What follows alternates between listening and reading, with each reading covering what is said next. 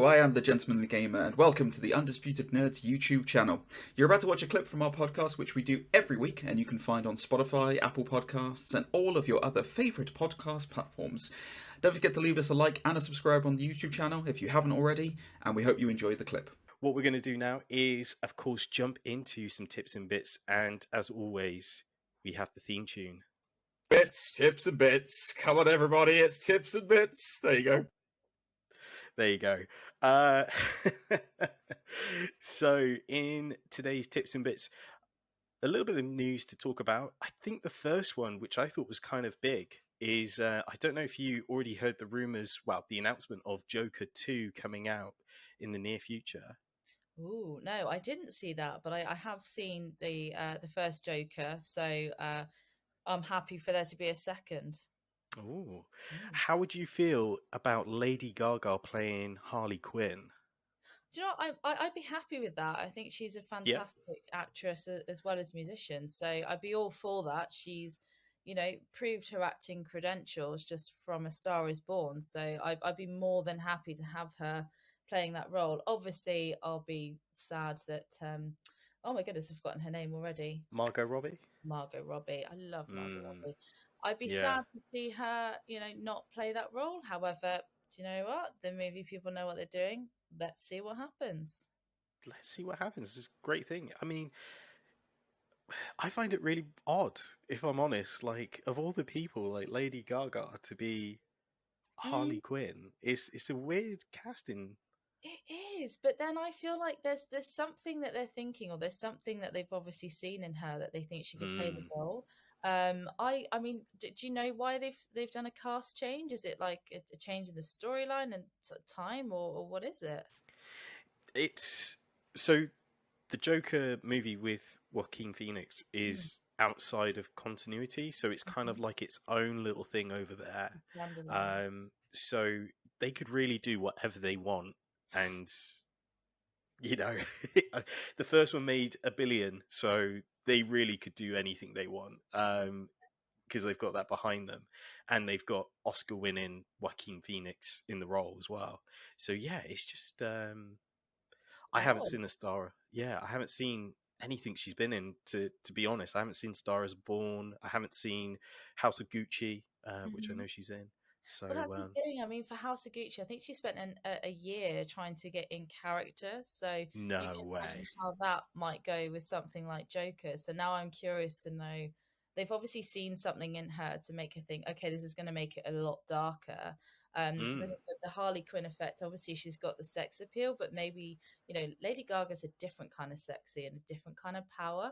So I almost think there's something in it that I think is going to really, I guess, spice it up. Because with Harley Quinn, you know what you're getting, and it's going to be cool and funny. And I think Margot Robbie and herself, she's just such a cool person. And Lady Gaga's a different kind of cool. It's a different kind of alternative. So maybe they're kind of playing to that crowd now, and just seeing how it's going to play out. Interesting. Do you think she'll release a song at the same time as the movie?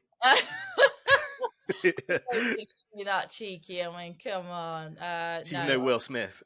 No Will Smith. No, I don't think so. Actually, I don't think so. I think she'll go just for the role as it is, and I can't foresee her doing anything for Joker 2 music wise. Fair enough.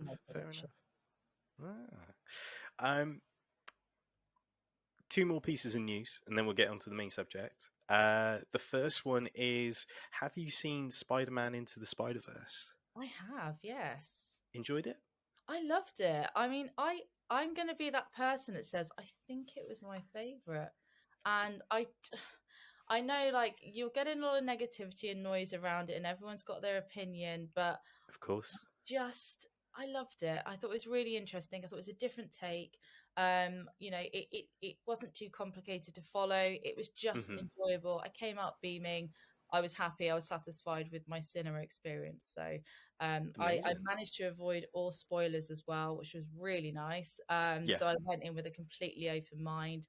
I think I watched it quite late when it was released as well. So God knows how I managed to avoid the internet for so long without seeing what had actually happened and memes coming to life. So Yeah, I thought it was fantastic. I thought it was a really interesting take. That's great to hear. So there was an animation festival recently, and they had some of the creators there, and they were talking about about the new movie coming out, Spider Across the Multiverse. Mm-hmm. And they also revealed the new villain, which is a really kind of deep cut Spider-Man villain called the Spot. And basically, he kind of looks like a Dalmatian man because he has he's like a white outfit, but all these black spots on him. Mm-hmm.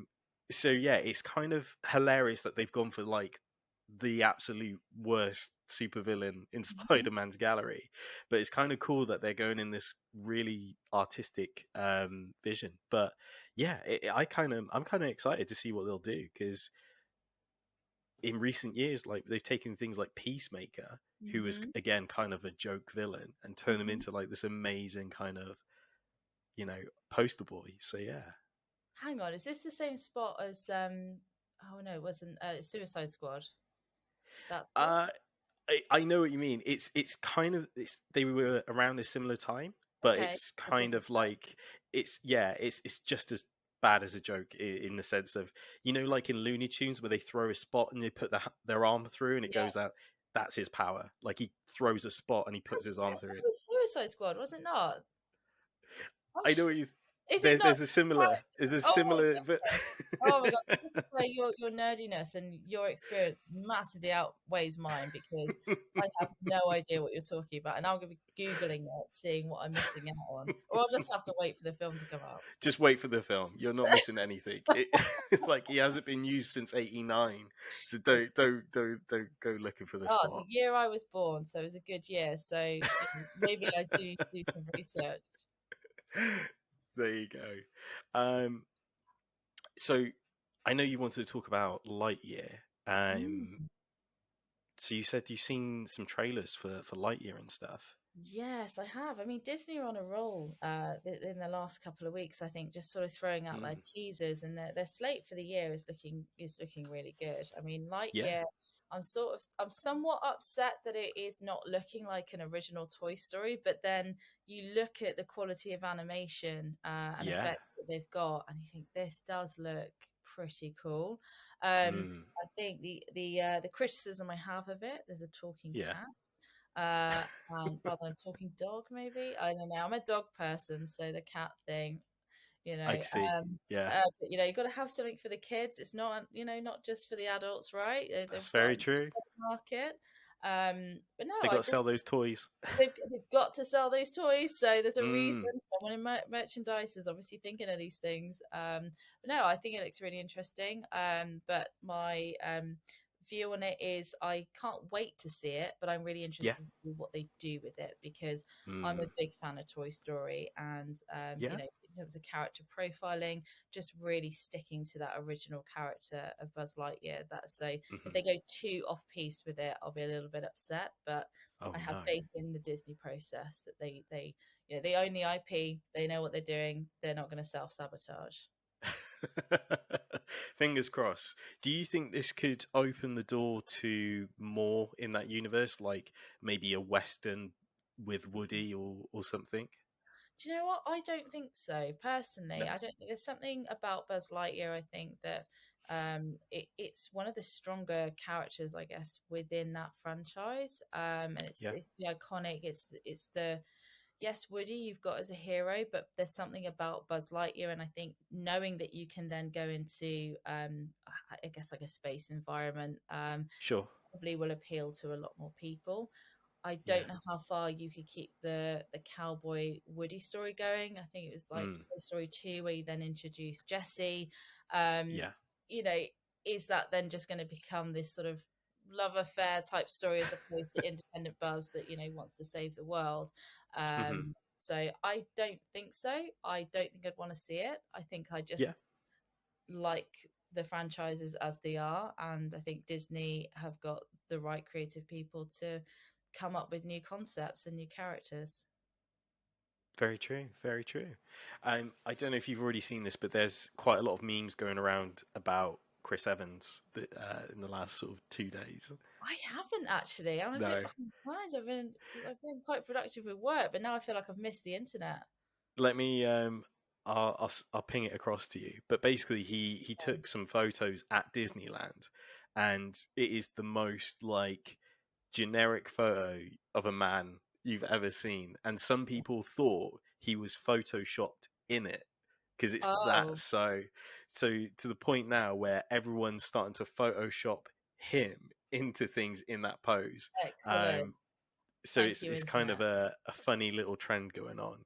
But yeah, I'll share this quickly. Okay, right. Oh wow, that does look very generic and awkward. That does look photoshopped. Yeah. That's great. I mean, I don't hate it. He's looking great, but Yeah. yeah, I didn't see that, so I'm behind the times on that one. It's okay. It's as I say, it's a funny little thing to come out of, an actor posing in Disneyland, So Really there you odd. Like, go. at least like be on the rides or be in a queue or have a hot dog in your hand or an ice Yeah, cream. But it's to have it very having a great serious. time. It's like hashtag not an ad, which probably is Yeah, paid for. yeah. Probably spent like an hour there. Oh, poor Chris. Oh, Chris still looks great though. He's a He good still guy. looks great on his day off. There you go. The last bit of news I wanted to talk about. This is really, really weird, and dare I say, probably not the podcast to talk about it because we have Undisputed Anime, which I'm allowed to talk about anime stuff. But this is kind of on the bridge, and the reason being, there's an anime and manga series called One Punch Man, who's the superhero. It's a really funny IP. And his whole power is that he can just one punch something and it explodes. Anyways, it's been announced that they're going to be doing a live action movie. This is Sony. And the director behind it is Justin Lin, who did a majority of the Fast and Furious movies. Wow. So it's this kind of bonkers idea that Sony are going to actually start doing these live action anime manga movies. Would you see a movie about a superhero who could one punch anything? I guess, I mean, my argument to that is always when I think about how these things are pitched. So when you're looking at the commissioners for movies or TV shows, and I always think back to the example of the TV show Gogglebox on Channel 4. Yes. Somebody had to sit in a room and say, I've got an idea for a pitch. It is people watching television who might be watching television in that television show. So it's that inception of television. So no idea is a bad idea in its simplest form. And I'm not a big fan of anime. So not that I'm not open to it. I'm still slightly scarred by Spirited Away. So I'm kind of like just That's understandable. holding myself back a little bit. It's haunted me for a long time, and I remember seeing the version I think of Little Women like years ago, which was so strange as well. So I've never really explored it. But if they're taking characters from a world that I'm not necessarily used to, or a type of franchise I'm not used to, 100% open to it because I'll have a fresh perspective on it. I won't be criticizing it based on its original form. So absolutely, if he's got one punch and that's the storyline, go for it. I mean, sign me up. They've reeled out lots of films, and on the basis that they haven't learnt from their very big first mistake. So, hey, you can have a One Punch Man in a film. I think what the internet has kind of adopted from this news as well is, of course, Justin Lin worked a lot with Vin Diesel and the superhero from One Punch. Saitama, he's bald because he trained so much that he lost all his hair. Is that a thing? Is that a thing? Some scientists say high testosterone leads to male baldness. I mean, yeah, I'm a big apparently fan of Jason Statham, so if that's what's happened there, I'm all for it. So yeah, a lot of fan castings include Vin Diesel, The Rock, Dwayne Johnson, and things of that nature. So yeah, it's really weird but funny. And again, I do recommend anyone to watch the anime on Netflix because it is hilarious. We'll say no more. If it's got The Rock in it, then that's all we need, right? It's made $1 billion already. There you go then. Doing something right. Super cool. So I guess that's everything from Tips and Bits.